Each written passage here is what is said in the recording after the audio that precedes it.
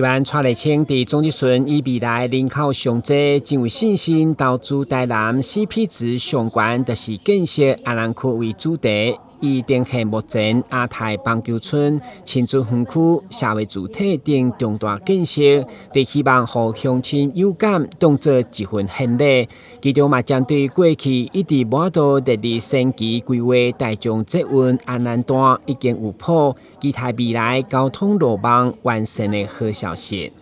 有一个要点就是说，我们台南市现在有6条捷运的路线在规划中，那我们希望是并行的，而不是那5条做完才来做安南区，这样就落后太久。目前就是并行，目前都是并行在做。然后这个路线就是说，我们当地居民也有非常多的意见，到时候也希望会有充分表达的机会。在可行性研究就会决定路廊，因为我们知道安南区的范围很大啊，当然因为我们是采的是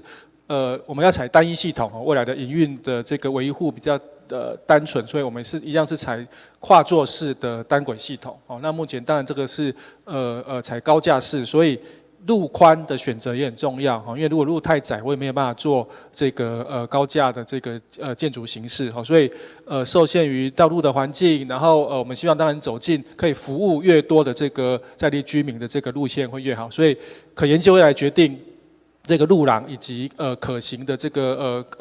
设站的这个位置。对，面对未来建设无可限量的安南区，议员除了积极争取，嘛希望有一寡民众反对的建设，希望市府尊重民意。因为原本要靠近安南区甲安定的石化电厂，现在搁要刷到树谷工业区设立议案，烦恼起死回生。对此，市长表示，市府是中立的，嘛一定会尊重民意。但係新闻管制林英根采访报道。